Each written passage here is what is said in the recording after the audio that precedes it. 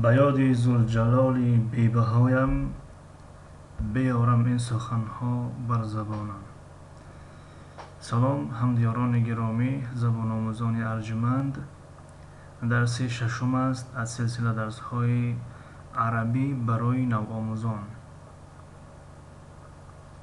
الفبای زبان عربی حرف جیم. جمل، جمل، جمل شتر. جمال جمع کلمه جمل است.